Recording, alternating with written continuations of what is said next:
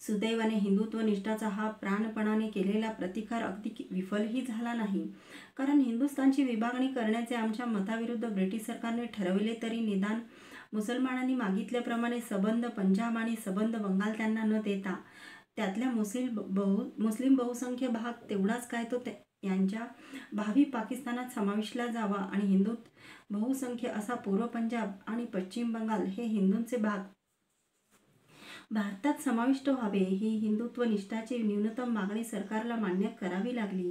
ही हिंदुत्वनिष्ठाची मागणी यशस्वी झाली। त्याच्याही पुढे जाऊन मुसलमान जी अधिक भयंकर मागणी करीत होते की पंजाबपासून तर बंगालपर्यंतच्या सलग मार्गासाठी उत्तर प्रदेशचा एक पट्टाचा पट्टा मुस्लिमांच्या पाकिस्तानास देण्यास यावा, ती त्यांची अघोरी मागणी तर सत्तांतराच्या चर्चेत हिंदुत्वनिष्ठाच्या विरोधामुळे विचारात सुद्धा घेण्यात आली नाही।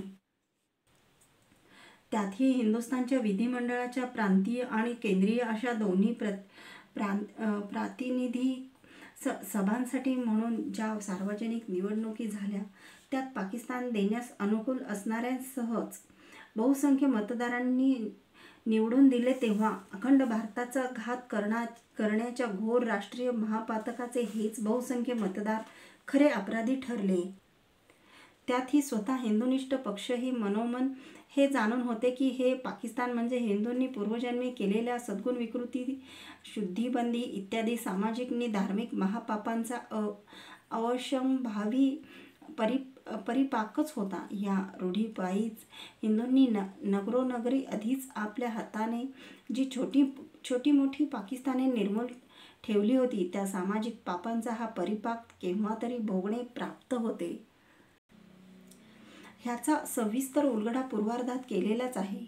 ह्या सर्व उलाढाली हिंदुस्थानात चालल्या असताना त्यांच्या मथितार्थ विचारात घेऊन ब्रिटिश पार्लमेंटमध्ये इंडिपेंडन्स ऑफ इंडिया ॲक्टचे विधेयक स्वतः ब्रिटिश मित्रमंडळाने मांडले आणि ते एकमताने पार्लमेंटने संमत केले।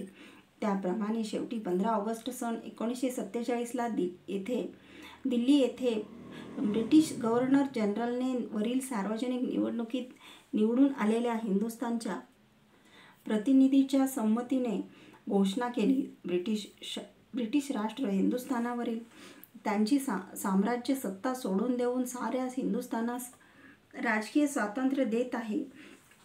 हिंदुस्थानात मुस्लिम बहुसंख्य असे जे पश्चिम पंजाबने पूर्व बंगालचे भाग आहेत त्यांचे पाकिस्तान नावाचे एक मुस्लिम स्वतंत्र राज्य स्थापले जाईल आणि उरलेल्या साऱ्या हिंदुस्थानचे स्वतंत्र भारतीय राज्य स्थापले जाईल। अशा प्रकारे शेवटी ब्रिटिश साम्राज्याच्या दास्यातून भारताची मुक्तता होऊन हे भारतीय महाराज्य स्थापन झाले। तेव्हा राजनीतिपटू हिंदुत्वनिष्ठांनीही विचार केला की सद्यस्थिती इतके जे साधले हेही काही थोडके नाही। अगदी अखंड भारत नाही तरी 3/4 भारत सलगपणे आज स्वतंत्र होत आहे, हेही महद्भाग्य होय। उण्यापुऱ्या 1 सहस्र वर्षांनी आमच्या हिंदू इतिहासात हे महान राष्ट्रीय पर्व उगवले आहे, तरी आता आज प्रथम हे संपादिलेले भारतीय महाराज्य आत्मसात करून टाकणे हीच हिंदुत्वनिहिताच्या आणि हिंदुत्व गौरवाच्या दृष्टीने खरी राजनीती आहे। मग उरलेल्या 1-2 तुकड्यांच्या प्रश्नासही उद्या बघून घेता येईल। लगोलग दिल्लीच्या लाल किल्ल्यावर 100-150 वर्षे साम्राज्यमदाने धुंद झालेला जो ब्रिटिश युनियन जॅक ध्वज भारताच्या छाताडावर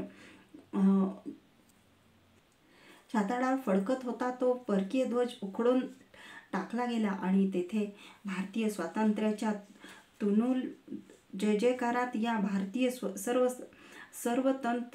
स्वतंत्र महाराज्याचा सुदर्शन चक्रांकित ध्वज फडकविण्यात आला। ज्या आमच्या पश्चिम समुद्रातून आम्ही खड्गानेच साम्राज्य जिंकू आणि खड्गानेच चालू अशा मदोन्मत्त गर्जना करीत ब्रिटिश साम्राज्य सत्ता आमच्या हिंदुस्थान देशावर चढून आली आणि थेट दिल्लीच्या सिंहासनावर आरूढ झाली, त्याच दिल्लीच्या सिंहासनावरून तिला पुन्हा खाली ओढून आणि तिच्या त्या गर्विष्ठ खड्गाचे तुकडे उडवून त्याच आमच्या पश्चिम समुद्राच्या तटापर्यंत आम्ही परत पिटाळीत नेली आणि त्याच पश्चिम समुद्रात बुडविली. पराभूत ब्रिटनचा शेवटचा सोजीर आम्हाला पाठ दाखवीत आणि मान खाली घालीत त्या पश्चिम समुद्रात परत जाताना मी आपल्या डोळ्यांनी पाहिला. ह्याप्रमाणे हिंदुस्थानावर ऐतिहासिक काळाच्या 2 सहस्र वर्षांमध्ये जी परचक्रे चालून आली त्यातील ह्या सर्वात महाबलाढ्य अशा ब्रिटिशाच्या 6व्या परचक्राचीही हिंदुस्थानाने दानादान उडविली. त्यांच्या राजकीय दास्याचे तुकडे तुकडे केले. असे इंग्लिशांचे महाबलाढ्य राज्य गेले आणि गेले तेव्हा इतक्या त्वरेने संपूर्णपणे गेले की एका प्रचंड साम्राज्याचे सत्तांतर हे सत्यांतर न वाटता एखादे केवळ स्वप्नांतर वाटावे. अगदी परवापर्यंत इंग्रजांच्या आज्ञे वाचून या हिंदुस्थानात एक पानही हालत नव्हते.